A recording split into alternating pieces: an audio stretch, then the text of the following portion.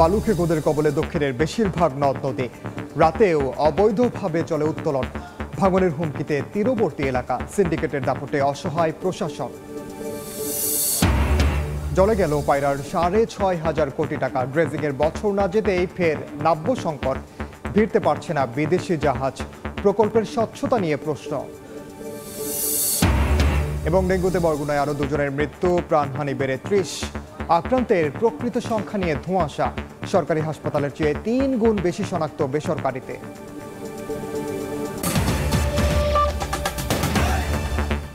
আমন্ত্রণ সময় সংবাদের নিয়মিত আয়োজন। বিভাগীয় সময়ে থাকছে সপ্তাহের 7 দিন ভিন্ন ভিন্ন বিভাগের সংবাদ নিয়ে।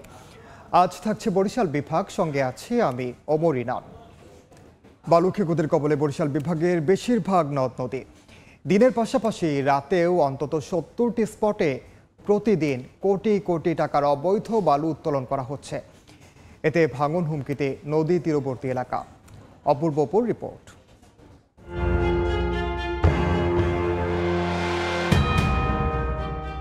প্রতি রাতে বরিশাল শহর ঘেঁষা কীর্তনখোলার চরমোনাইয়ে এভাবেই বালু উত্তোলন করা হয়। তবে এমন কর্মকাণ্ডে ভয়ে প্রতিবাদ তো দূরের কথা, টু শব্দ করে না কেউ। জাহাজ ভর্তি করা হয় বালুতে। সন্ধ্যার পর শুরু হয়ে চলে সকাল পর্যন্ত। শ্রমিকরাও অকপটে স্বীকার করেন বালু কাটায় বৈধতা নেই তাদের। প্রতিদিন 4-5টা এই নদীতে আর কেউ কাটে? সারি সারি এসব ড্রেজার জেলার হিজলা উপজেলার নয়াভাঙ্গুনি নদীর গুয়াবাড়িয়া, হরিনাথপুর এবং মেঘনা নদীর গঙ্গাপুর, বদরপুর, আবুপুর, কোদালপুর, পট্টি এলাকা জুড়ে বালু উত্তোলনের হিড়িক বলে অভিযোগ স্থানীয়দের। অবৈধভাবে তারা বিপুল পরিমাণ বালি এদিকে পাচার করে দেয়। পুরো উপজেলার প্রায় 2-3টা উপজেলায় তারা এই বালি নিয়ে চলে যায়। অপরিকল্পিতভাবে বালি উত্তোলন করার পরে নদীর পার ভেঙে যাচ্ছে। ভোলার মেঘনা ও তেঁতুলিয়া নদী থেকেও অবৈধভাবে বালু উত্তোলন হচ্ছে। এতে অনেক স্থানে নদীর স্বাভাবিক প্রবাহ বাধাগ্রস্ত এবং গভীরতা বেড়ে যাওয়ায় দেখা দিয়েছে তীব্র ভাঙন। জেলার শতাধিক প্রভাবশালী সমন্বয়ে গড়ে ওঠা এই সিন্ডিকেট স্থানীয় প্রশাসনকেও তোয়াক্কা করছে না। আমাদের কৃষি খাতে যত জমিগুলো ছিল, জমিগুলো সব অনেক জমি বালিগুলো নিয়ে গেছে। রাতে বালু উত্তোলনের তথ্য চেয়েছেন বরিশালের জেলা প্রশাসক। আর বিভাগীয় কমিশনারের হুঁশিয়ারি, শাস্তির আওতায় আনা হবে জড়িতদের। আইন শৃঙ্খলা বাহিনী আছে, নৌ পুলিশ, কোস্টগার্ড, আমাদের ম্যাজিস্ট্রেট ইউনিয়নদেরকে আমরা বলছি সেখানে অভিযান চালানোর জন্য। এটা নিয়ে আমরা সচেতন আছি। তবে আপনারা যদি আমাদেরকে এই ধরনের কোনো তথ্য দেন যেখানে অবৈধভাবে বালু উত্তোলন হচ্ছে, আমরা এগুলো খুব কঠোর হস্তে দেব। বরিশাল, ভোলা ছাড়াও পটুয়াখালীর আগুনমুখা, পায়রা, তেঁতুলিয়া এবং পিরোজপুরের বলেশ্বর নদীর সন্ন্যাসী এলাকায়, কঞ্চা নদীর চরখালী সহ বিভাগের 6 জেলার অন্তত 70টি স্পট থেকে নিয়মিত অবৈধভাবে বালু উত্তোলনের অভিযোগ স্থানীয়দের। অপূর্ব অপু, সময় সংবাদ, বরিশাল। এ বিষয়ে বিস্তারিত জানাতে ভোলায় আছেন সহকর্মী নাসির উদ্দিন লিটন এবং বরিশালে আছেন সহকর্মী অপূর্ব অপু। তার সঙ্গে আলোচনায় যোগ দেবেন অতিরিক্ত বিভাগীয় কমিশনার মোহাম্মদ আহসান হাবিব। সরাসরি শুরুতে যাচ্ছে লিটনের কাছে। ভোলার মেঘনা এবং তেঁতুলিয়ার নদী থেকে বালু উত্তোলনে আসলে কোনো নিয়ম নীতির তোয়াক্কা করা হচ্ছে না। যে যেভাবে পারছে, যার যেখানে প্রভাব রয়েছে সে সেভাবেই আসলে বালু উত্তোলন করছে। এমনটাই চলছে দীর্ঘ বছর ধরে। ভোলার মেঘনার 90 কিলোমিটার এবং তেঁতুলিয়া নদীর 100 কিলোমিটার সহ ভোলায় অনেকগুলো শাখা নদী রয়েছে। প্রায় 300 কিলোমিটারের মতো নদ নদী রয়েছে এই দ্বীপ জেলা ভোলার চারিদিকে বেষ্টিত। এর মধ্যে জেলা প্রশাসনের পক্ষ থেকে আমি এখন যেখানে রয়েছি সদর উপজেলার ধনিয়া এবং ইলিশা এবং কাছিয়া ইউনিয়নের সংলগ্ন মেঘনা নদীতে 4টি বালুমহল গত কয়েক বছর ধরে ইজারা দেওয়া হচ্ছে। এই বালুমহলগুলো থেকেই বালু তোলা শুধু বৈধ রয়েছে। কিন্তু আমরা যে তথ্যগুলি স্থানীয়ভাবে পেয়েছি যে ভোলার 7 উপজেলায় শতাধিক প্রভাবশালী নেতৃত্বে একটি সিন্ডিকেট রয়েছে। এই সিন্ডিকেটের আওতায় তারা অবৈধভাবে বছরের পর বছর বালু উত্তোলন করে যাচ্ছে। এই বালু যে একদিকে যেমন স্থানীয় নদী ভাঙনের বিরূপ প্রভাব ফেলছে, কৃষি জমির ক্ষতি করছে, আবার সরকারও রাজস্ব থেকে বঞ্চিত হচ্ছে। এই বালু অবৈধভাবে যারা উত্তোলন করছেন তাদের বিরুদ্ধে জেলা এবং উপজেলা প্রশাসন বিভিন্ন সময় অভিযান পরিচালনা করে। এখানে কোস্টগার্ডকে আমরা দেখেছি এই বছরের বেশ কিছু অবৈধ ড্রেজার এবং বালু পরিবহনের যে জাহাজ রয়েছে, বালকেট রয়েছে, সেগুলো জব্দ করেছে মামলা এবং জরিমানা করতে। কিন্তু এতে এই জরিমানা বা মামলায় তাদেরকে আসলে পুরোপুরি বন্ধ করা যাচ্ছে না। দ্বীপজেলা ভোলার ভাঙন কবলিত এলাকাগুলো তজুমউদ্দিন, মনপুরা, চরফেশনে বেশ কয়েকটি জায়গায় প্রায় 1,000 কোটি টাকার বেশি ব্লক এবং বেড়িবাঁধ রক্ষার কাজ চলছে। আমরা গত কয়েক মাস ধরে দেখেছি যে সেই যেখানে ভাঙন কবলিত সরকারের 1,000 কোটি টাকার প্রকল্প চলছে, সেই প্রকল্পের কাছ থেকেও বালু উত্তোলন করে বেড়িবাঁধ সহ বিভিন্ন জায়গায় ফেলা হচ্ছে।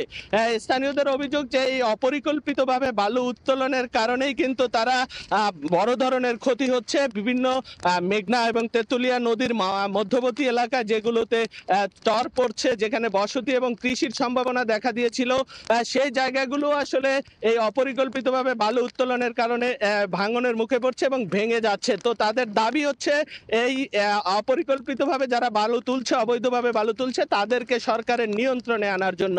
তো বরিশাল বিভাগের এই সংক্রান্ত আরো তথ্য জানাবার জন্য বরিশালে রয়েছেন সহকর্মী অপূর্ব অপু। আমরা এখন যাব অপুর কাছে। বরিশাল বিভাগের 6 জেলা জুড়ে বিভিন্ন নদ নদীতে বালু খেকোদের যেন হিড়িক পড়েছে অবৈধভাবে বালু উত্তোলনের। এ বিষয়ে আমরা সচিত্র প্রতিবেদন, অনুসন্ধানী প্রতিবেদন প্রকাশ করার চেষ্টা করেছি আমাদের সহকর্মীদের তথ্য নিয়ে। আমরা এই বিষয়ে বিস্তারিত কথা বলতে চাই। বরিশাল বিভাগের প্রশাসনিক সর্বোচ্চ কর্মকর্তা রয়েছেন, আমাদের সাথে যুক্ত হয়েছেন মোহাম্মদ আহসান হাবিব, অতিরিক্ত বিভাগীয় কমিশনার বরিশালের। ধন্যবাদ জানাচ্ছি সময় দেওয়ার জন্য। প্রশ্ন যেটি হচ্ছে, আপনি এর মধ্যে জেনেছেন যে এই দক্ষিণাঞ্চল জুড়েই এই মুহূর্তে বালু খেকোদের রামরাজত্ব যেন শুরু হয়েছে, এমন অভিযোগ কিন্তু আমরা পাচ্ছি। আপনাদের কাছে ওই অভিযোগগুলো আছে কি না এবং আপনারা আসলে কি করছেন এই বিষয়তে? ধন্যবাদ আপনাকে প্রশ্ন করার জন্য। আমরা জানেন যে বরিশাল বিভাগ এখানে 6টি জেলা রয়েছে। 6টি জেলার মধ্যে 5টি জেলায় আমাদের বালুমহল রয়েছে। এই বরিশালে নদী নালা দ্বারা বেষ্টিত এবং এই বালু মহল এটা আমাদের একটা গুরুত্বপূর্ণ সম্পদ। এই সম্পদের দিকে আসলে বালুখোররা যারা আছে এরা তো অবৈধভাবে উত্তোলনের চেষ্টা করেই থাকে। আমরা এখানে 57টি বালুমহল আমাদের এখানে বৈধ রয়েছে।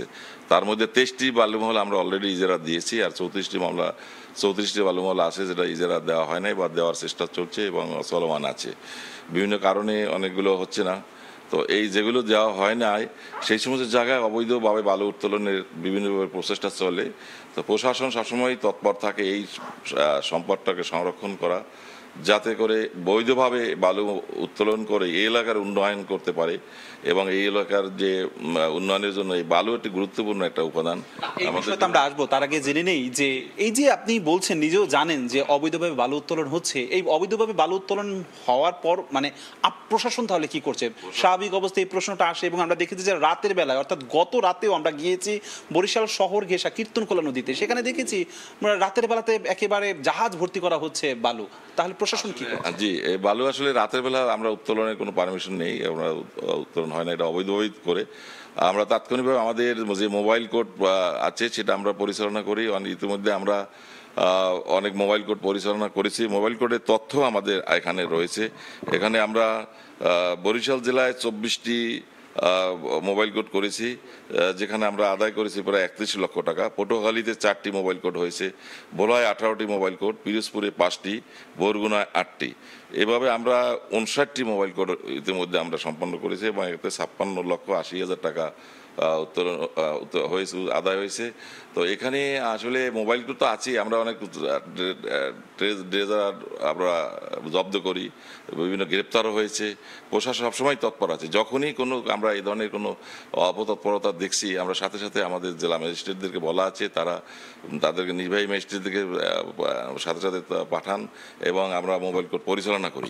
সেটি একদম কিন্তু দৃশ্যমান যে আপনারা যে আপনাদের তৎপরতা যে রয়েছে সেটি যেমনি দৃশ্যমান এবং আপনারা আঘাতের সম্মুখীন হয়েছেন সেটি যেমন দৃশ্যমান, সেই সাথে সাথে একটা অভিযোগও রয়েছে মাঠ পর্যায়ে কিছু অসাধু প্রশাসনিক কর্মকর্তাদেরা এর সাথে যোগসাজশ থাকে। জানেন, আসলে এটাকে বিভিন্ন প্রেশার গ্রুপগুলো আছে, আগের চেয়ে কিন্তু এখন অনেকটা ভালো। এখানে কোনো পলিটিক্যাল দুর্বৃত্ত নেই, যারা আছে তাদেরকে আমরা পাকড়াও করতে পারছি এবং আমাদের কিন্তু আগের চেয়ে ইজারা মূল্য অনেক বেড়েছে, আমরা অনেক আদায় করতে পেরেছি। তো সেক্ষেত্রে অবৈধ আছে, অবৈধগুলোকে আমরা বৈধতার মধ্যে নিয়ে আসছি। আপনারা জানেন যে এরা কিছু কিছু অবৈধ চক্র আছে যারা রিট মামলা দিয়ে এদেরকে আমরা যাদের না দিতে পারি ইজারা, সেক্ষেত্রে রিট মামলা দিয়ে তাদের এই বালুমহলগুলো বন্ধ করে রাখতেছে।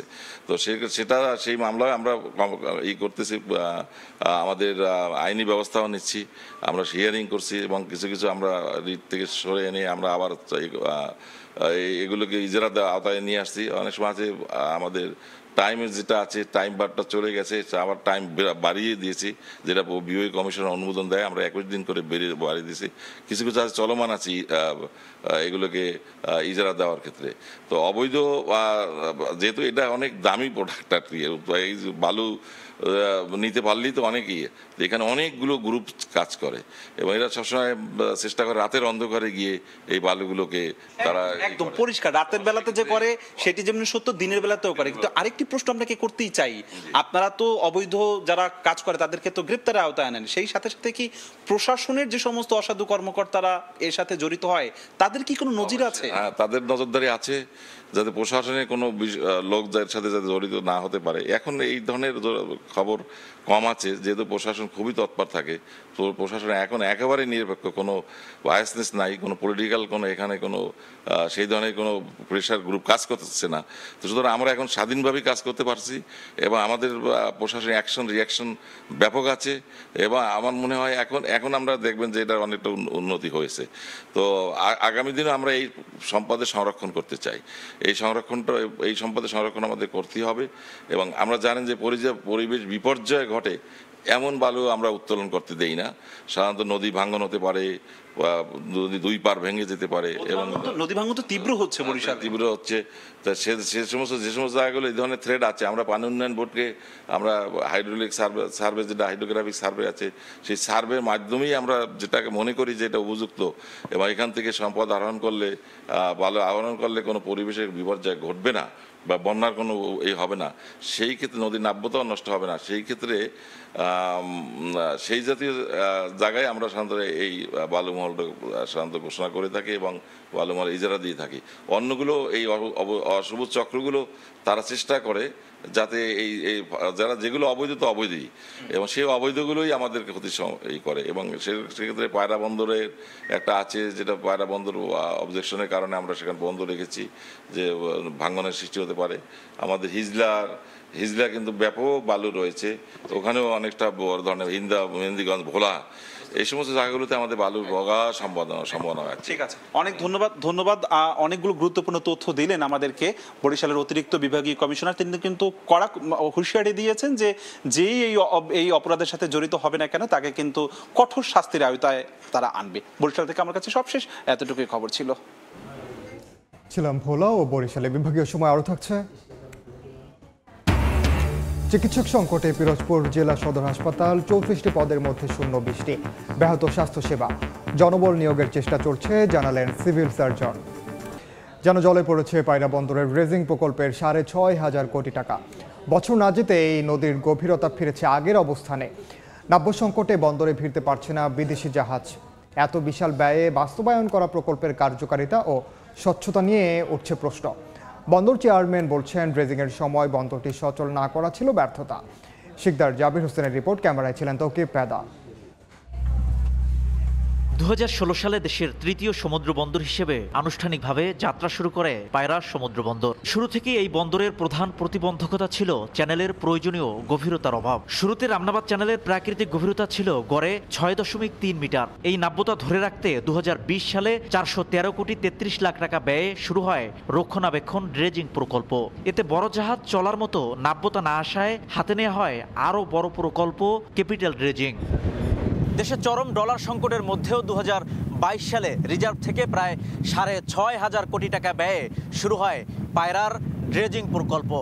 কিন্তু 2023 সালের মার্চে হস্তান্তরের পর মাত্র 6 মাসের মধ্যেই আবারও পলি জমে চ্যানেলের গভীরতা নেমে আসে পূর্বাবস্থায়। বর্তমানে ভাটার সময় গড়ে 5.9 মিটার, জোয়ারেও মাত্র 6.5 মিটার গভীরতা থাকে। ফলে নাব্য সংকটে ভিড়তে পারছে না বিদেশি জাহাজ। বন্দরের বর্তমান চেয়ারম্যান বলেন ড্রেজিং এর সময় বন্দরটি সচল না করাটা ছিল ব্যর্থতা। যে সিনক্রোনাইজেশন হওয়ার কথা ছিল ড্রেজিং এর সাথে পায়রা বোট সচল করা, সেই সিনক্রোনাইজেশনটা হয়নি।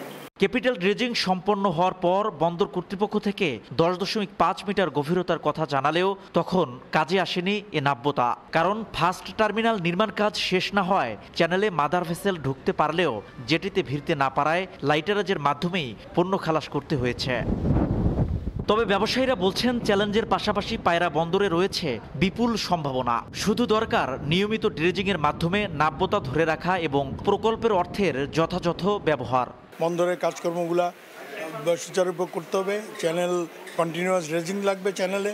এখানে বাল্ক কার্গোগুলি যদি কন্টিনিউ করে তাহলে পোর্টটা রান করতে থাকলে আস্তে আস্তে পটুয়াখালীর আশেপাশের এলাকাটা ফিনান্সিয়ালি ইন্ডাস্ট্রিয়ালি ডেভেলপ করবে। এ পর্যন্ত পায়রা বন্দরে পণ্য খালাস করেছে 529টি বিদেশি ও 3,426টি দেশীয় লাইটারেজ জাহাজ। এ থেকে সরকার রাজস্ব আয় করেছে প্রায় 2,079 কোটি টাকা। অন্যদিকে ক্যাপিটাল ড্রেজিং প্রকল্পের ব্যয় হয়েছে প্রায় 6,500 কোটি টাকা। শিকদার জাবির হোসেন, সময় সংবাদ, পটুয়াখালী। বরগুনায় ডেঙ্গুতে আরও 2 জনের মৃত্যু হয়েছে। নিয়ে জেলায় মৃতের সংখ্যা দাঁড়িয়েছে 30-এ। নাজুক অবস্থা হওয়ায় এ জেলাকে ডেঙ্গুর হটস্পট ঘোষণা করেছে স্বাস্থ্য মন্ত্রণালয়। অথচ আক্রান্তের সংখ্যা দেখানো হচ্ছে শুধু সরকারি হাসপাতালের হিসাব, যেখানে বেসরকারি ক্লিনিক ও ডায়াগনস্টিক সেন্টারে শনাক্ত হচ্ছে সরকারি হিসাবের 3.5 গুণের বেশি। এজন্য একে অপরকে দুষছে স্বাস্থ্য বিভাগ ও বেসরকারি clinic and diagnostic centre owners association. Rubel হোসেনের ছবিতে সাইফুল মিরাজের রিপোর্ট। ডেঙ্গুর উপসর্গ নিয়ে টেস্ট করতে আসা রোগীদের এ ভিড় বরগুনার একটি বেসরকারি ডায়াগনস্টিক সেন্টারে। প্রতিষ্ঠানটির তথ্য মতে প্রতিদিন গড়ে 200 মানুষ ডেঙ্গু পরীক্ষা করান, যাদের মধ্যে অর্ধেকের বেশি শনাক্ত হচ্ছেন। একই চিত্র জেলার সব বেসরকারি ক্লিনিক অ্যান্ড ডায়াগনস্টিক সেন্টারের। যে রোগীগুলো ডেঙ্গুর উপসর্গ নিয়ে আসে তাদের ভিতরে ম্যাক্সিমাম পজিটিভ আসে, প্রায় 50%-এর বেশি পজিটিভ পাওয়া যাচ্ছে। এক মাসে আমাদের 1500 থেকে 1600 টেস্ট করানো হয়েছে ডেঙ্গু টেস্ট, তার ভিতরে 500 থেকে 600 টেস্ট পজিটিভ আসছে। বরগুনা জেনারেল হাসপাতালে প্রতিদিন ডেঙ্গু পরীক্ষার সক্ষমতা মাত্র 100 জনের, আর তাই বাড়তি রোগীর চাপে হিমশিম অবস্থা কর্তৃপক্ষের। গত জুনে সরকারি হিসাবে জেলায় আক্রান্তের সংখ্যা দেখানো হয়েছে 2110 জন, কিন্তু বেসরকারি ক্লিনিক অ্যান্ড ডায়াগনস্টিক সেন্টারের তথ্য মতে জুনে 18,000-এর বেশি টেস্টে 7,200 জনের শরীরে ডেঙ্গু শনাক্ত হয়েছে।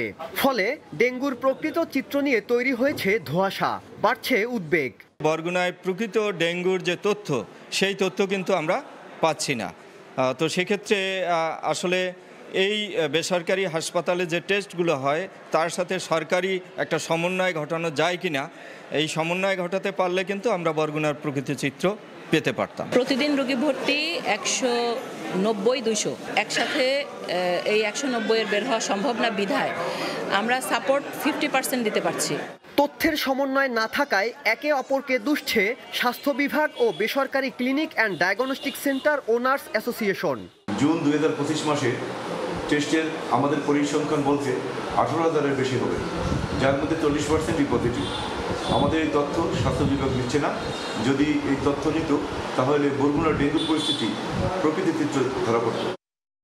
যারা রেফার্ড হয়ে যাচ্ছে অথবা বেসরকারি পর্যায়ে যে টেস্টগুলো আছে সেগুলো যদি যোগ হতো তাহলে কেসের সংখ্যা আরো বাড়তো, তাদের কাছ থেকে কোনো রকম সহায়তা পাওয়া যাচ্ছে না। আক্রান্তের সংখ্যা বাড়ায় গত 14 জুন বরগুনাকে ডেঙ্গুর হটস্পট ঘোষণা করে স্বাস্থ্য মন্ত্রণালয়। সাইফুল মিরাজ, সময় সংবাদ, বরগুনা। এই মুহূর্তে বরগুনা জেনারেল হাসপাতালে আছেন সহকর্মী সাইফুল মিরাজ। ডেঙ্গু পরিস্থিতির সবশেষ খবর জানতে সরাসরি যাচ্ছি তার কাছে। দেখুন, বরগুনায় ডেঙ্গুতে আক্রান্তের সংখ্যা এবং মৃত্যুর মিছিল কিন্তু কিছুতেই কমছে না। গতকাল রাতে বরগুনার পাথরঘাটার পৌরসভার 5 নম্বর ওয়ার্ডের বাসিন্দা সাইফুল ইসলাম বরিশালে চিকিৎসাধীন অবস্থায় ডেঙ্গুতে আক্রান্ত হয়ে মারা গিয়েছেন। এছাড়া বেতাগী উপজেলার মোকামিয়া ইউনিয়নের শেফালি বেগম পটুয়াখালীর মির্জাগঞ্জ উপজেলা স্বাস্থ্য কমপ্লেক্সে চিকিৎসাধীন অবস্থায় মারা গিয়েছেন। তো এই দুজনের মৃত্যুর মধ্য দিয়ে বরগুনায় ডেঙ্গুতে মোট মৃতের সংখ্যা দাঁড়িয়েছে 30 জনে এবং গত 24 ঘন্টায় বরগুনায় নতুন করে আরো 63 জন ডেঙ্গুতে আক্রান্ত হয়েছেন। এ নিয়ে জেলায় মোট আক্রান্তের সংখ্যা দাঁড়িয়েছে 3,522 জনে এবং এই 3,522 জনের মধ্যে সদর উপজেলায় এখন পর্যন্ত আক্রান্ত হয়েছেন 3,116 জন।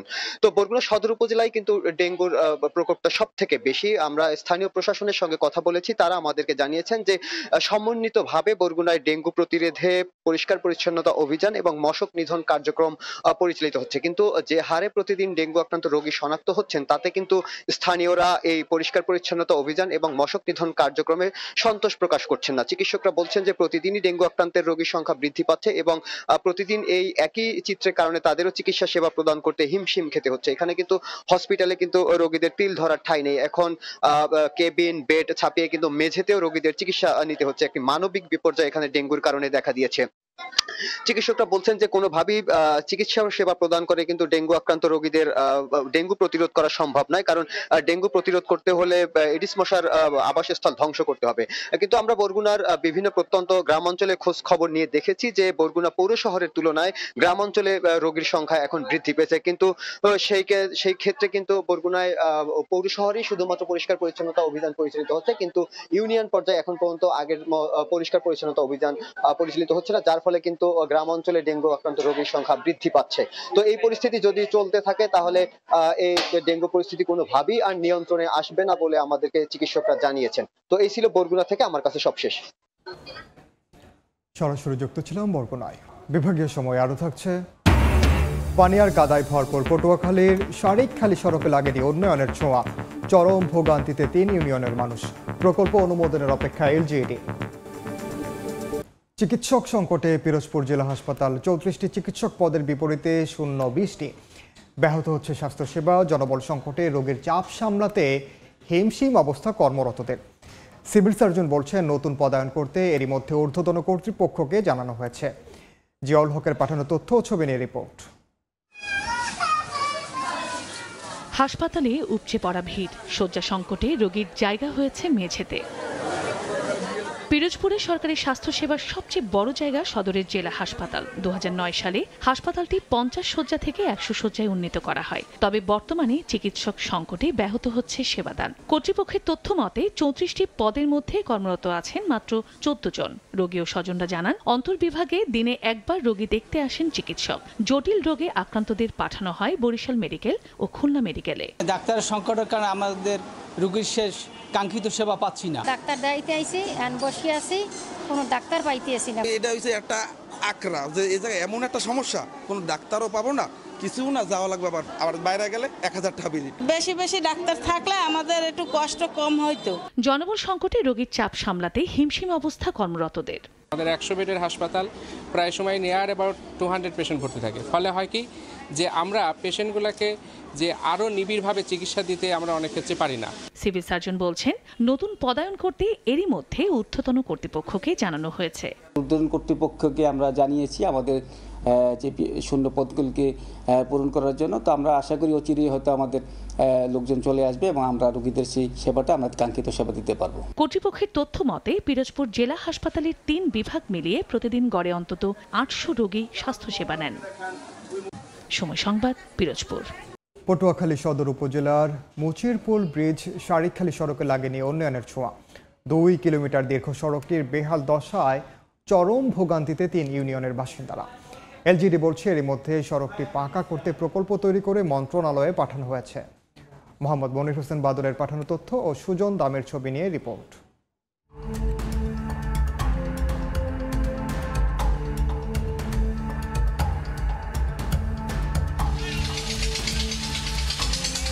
পানিয়ার কাদায় ভরা পুরো সড়ক, আটকে গেলে ঠেলে নিতে হয় যানবাহন, মানুষকে চলতে হচ্ছে খালি পায়ে।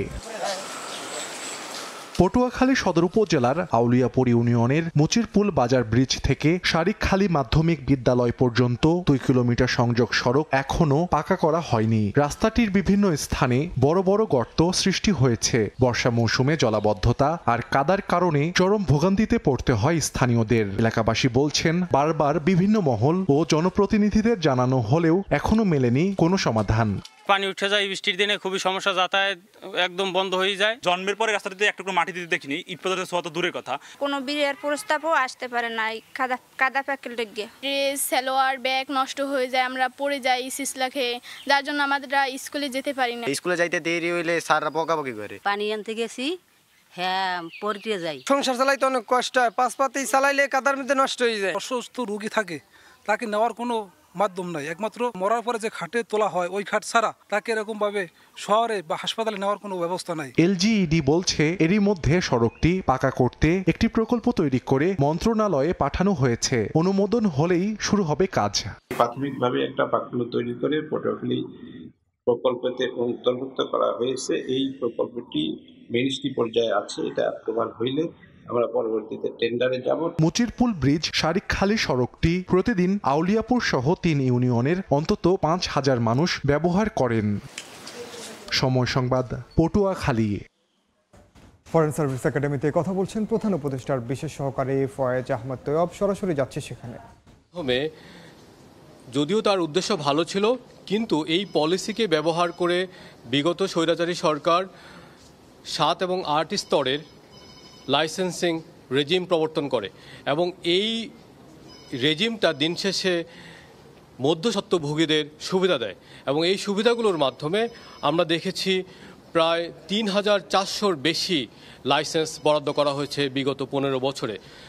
আমরা চাচ্ছি এই যে মধ্যস্বত্বভোগী যারা ভ্যালুয়েট করছে না, যারা সামান্য কয়েক কোটি টাকা বিনিয়োগ করে কয়েকশো কোটি টাকা হাতিয়ে নিচ্ছে, যাদের আন্তর্জাতিক মানসম্পন্ন কোনো লাইসেন্সিং স্বীকৃতি নাই, আমরা চাচ্ছি পুরো লাইসেন্সিং ব্যবস্থা থেকে সেই মধ্যস্বত্বভোগী যারা টোল কালেক্টর হিসেবে কাজ করছে তাদেরকে সরিয়ে এই খাতে শৃঙ্খলা আনয়ন করতে।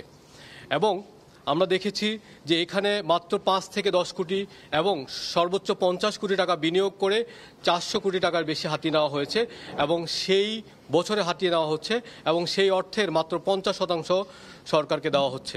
অর্থাৎ যেখানে 95% অর্থ সরকারকে রেভিনিউ হিসাবে দেওয়ার কথা ছিল, সেখানে মাত্র 50% দিয়ে বলছে যে তারা সরকারকে অনেক রেভিনিউ দিচ্ছে, নতুন লাইসেন্সিং পলিসিতে এই টাকা গচ্ছা যাবে। কিন্তু আমরা সুস্পষ্টভাবে বলতে চাই, আপনাদেরকে মাধ্যমে বাংলাদেশের মানুষকে আশ্বস্ত করতে চাই, নতুন টেলিকম পলিসি আন্তর্জাতিক মান এবং আন্তর্জাতিক টেলিযোগাযোগ সংস্থা এবং জিএসএমএ সহ বিভিন্ন আন্তর্জাতিক অ্যাসোসিয়েশনের প্রস্তাবনা মতে যেই প্রস্তাবনা করা হয়েছিল, যেখানে লাইসেন্সিংয়ের স্তরগুলোকে কমানো হবে, যেখানে লাইসেন্সিংগুলোকে ক্ষমতায়ন করা হবে এবং একই সাথে পাশাপাশি 2টা লাইসেন্সের মধ্যে একটা সমন্বিত ইন্টারঅপারেবিলিটি করা হবে, সে মতে। সরাসরি যুক্ত ছিলাম রাজধানীর ফরেন সার্ভিস একাডেমিতে।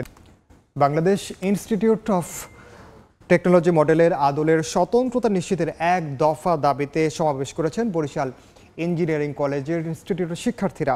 সকালে নগরের সদর রোডের অশ্বিনী কুমার হলের সামনে বিক্ষোভ করেন তারা। বক্তারা বিশ্ববিদ্যালয়ের অধিভুক্তি বাতিল করে বাংলাদেশ ইনস্টিটিউট অফ টেকনোলজি মডেলের আদলে একটি কার্যকর, টেকসই ও স্বায়ত্তশাসিত কমিশন গঠনের দাবি জানান। পাশাপাশি প্রতিটি সরকারি প্রকৌশল কলেজের একাডেমিক স্বতন্ত্রতা ও প্রশাসনিক কাঠামো পুনর্গঠনের মাধ্যমে সময় উপযোগী ব্যবস্থাপনা নিশ্চিতে সরকারের হস্তক্ষেপ কামনা করা হয়।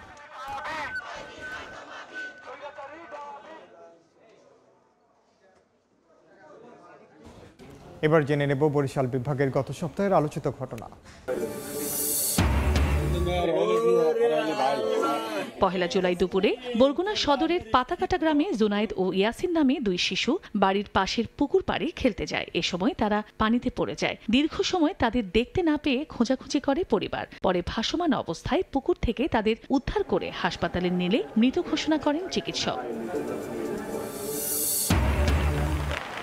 গোপন সংবাদের ভিত্তিতে 5 জুলাই রাতে ভোলার ইরিশা ঘাটে অভিযান চালায় র্যাব। এ সময় ঢাকাগামী একটি কাভার্ড ভ্যানে তল্লাশি করে 37 ব্যারেল চোরাই সয়াবিন তেল সহ চালককে আটক করা হয়। জব্দকৃত 37টি ব্যারেলে প্রায় 7,770 লিটার তেল ছিল, যার আনুমানিক বাজার মূল্য প্রায় 12 লাখ টাকা। চোরাই সয়াবিন তেল ভোলার দৌলতখান উপজেলা থেকে ঢাকায় পাচার করা হচ্ছিল।